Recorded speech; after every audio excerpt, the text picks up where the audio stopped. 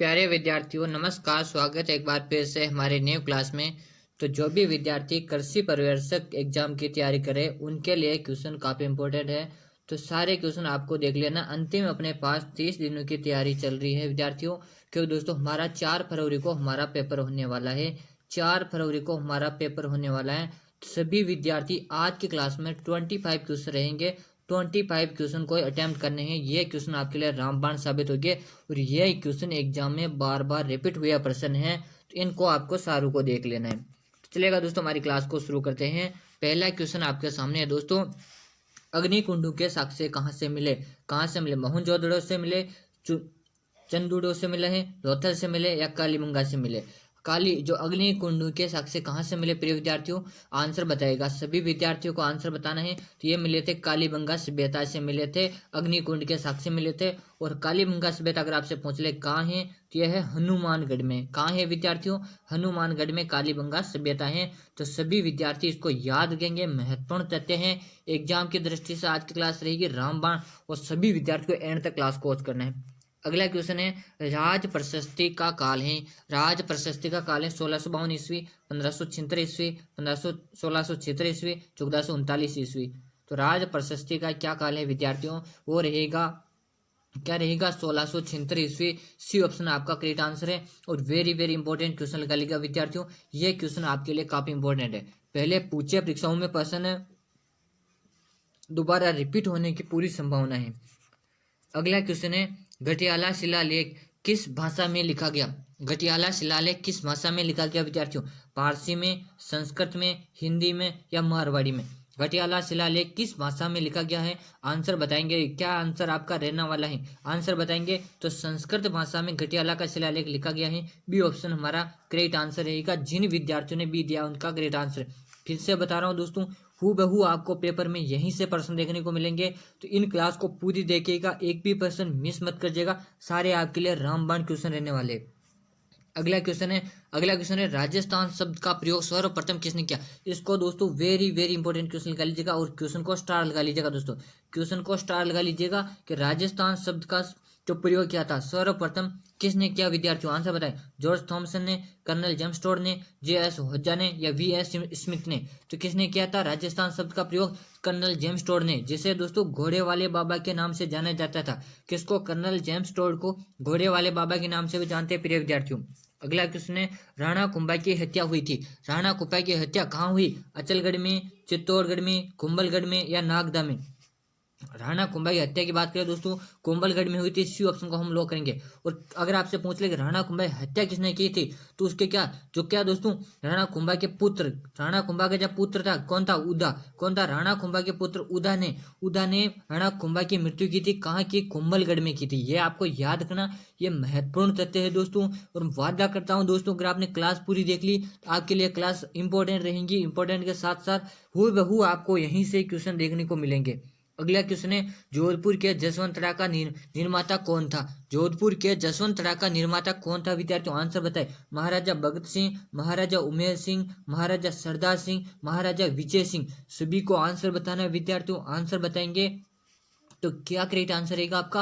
आपका correct answer रहेगा महाराजा सरदार सिंह। और वेरी वेरी इंपॉर्टेंट क्वेश्चन लगा लीजिए दोस्तों, इंपॉर्टेंट क्वेश्चन है। आपको कृषि पर्यवेक्षक एग्जाम की जो भी विद्यार्थी तैयारी करे उनके लिए क्लास रामबाण साबित होगी। फिर से बता, अभी तक आपने चैनल को सब्सक्राइब किया, सब्सक्राइब करें दोस्तों। हमारी क्लास प्रतिदिन सुबह को 7 बजे लाइव चलती है, प्रतिदिन चलती है लाइव क्लास का। हमारा टाइम 7 बजे का रहता है विद्यार्थियों।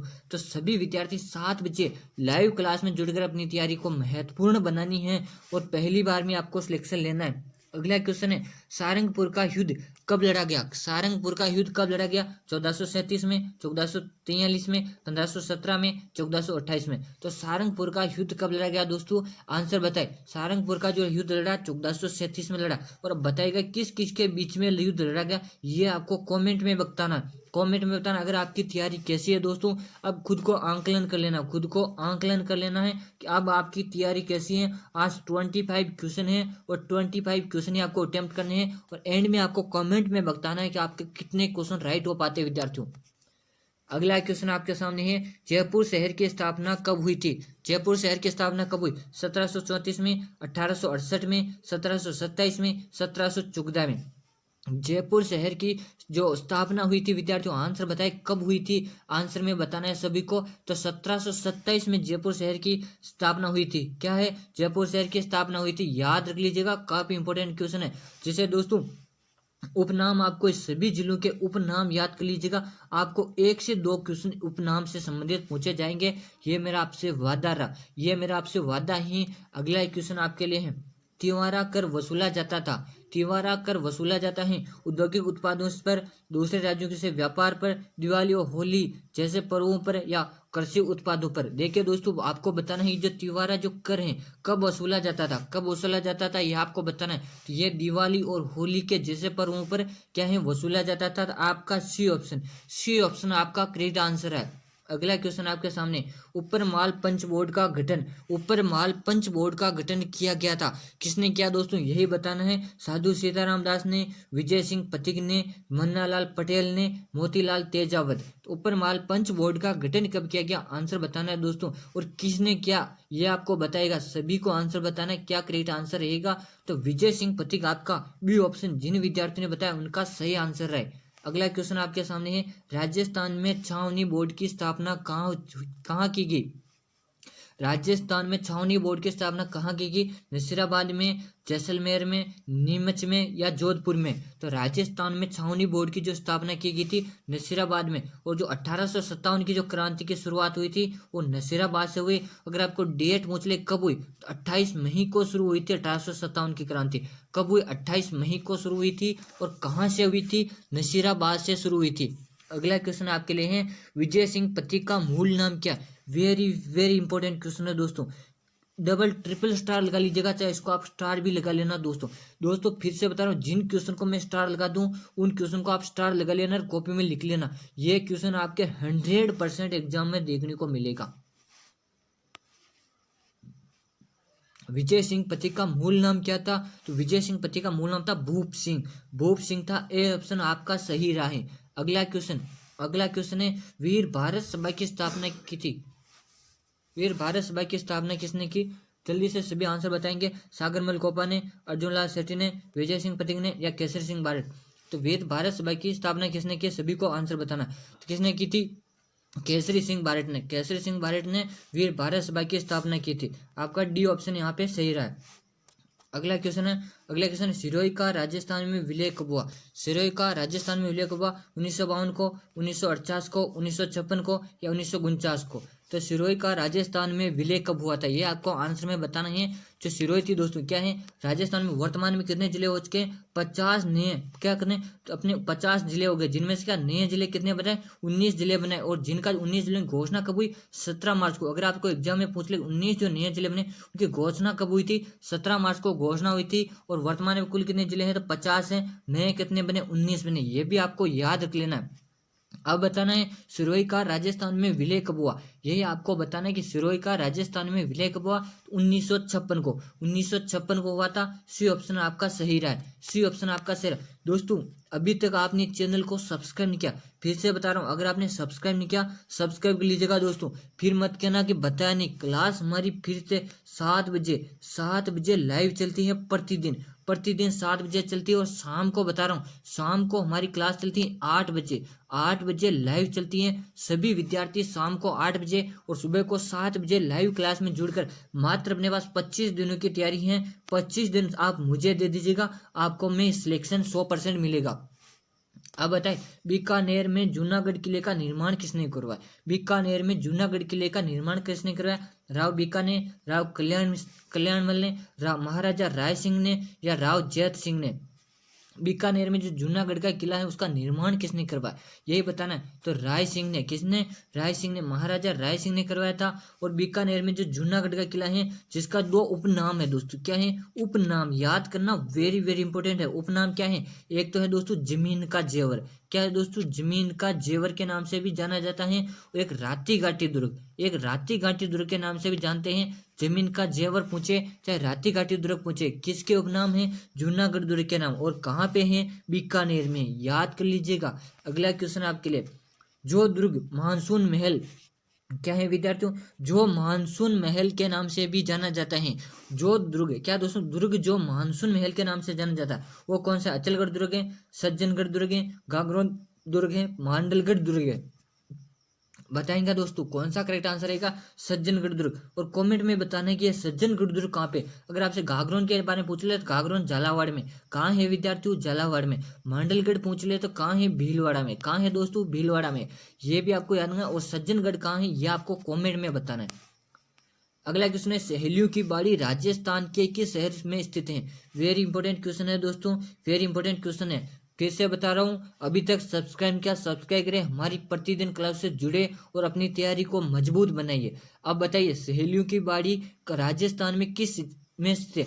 दोस्तों याद कर लीजिएगा, झीलों की नगरी। क्या है दोस्तों, झीलों की नगरी किसको कहा जाता है, कौन से जिले को कहा जाता है, उसे सहेलियों की बाड़ी के नाम से भी जाना जाता है। तो झीलों की नगरी कहते हैं उदयपुर को। किसको दोस्तों, उदयपुर को। और उदयपुर में ही सहेलियों की बाड़ी राजस्थान के शहर को स्थित है, तो उदयपुर में ही सहेलियों की बाड़ी है। अगला क्वेश्चन है, उषा मस्जिद कहाँ स्थित है। उषा मस्जिद कहाँ है, गलियाकोट में, स्लुम्बर में, सांबर में या बयाना में।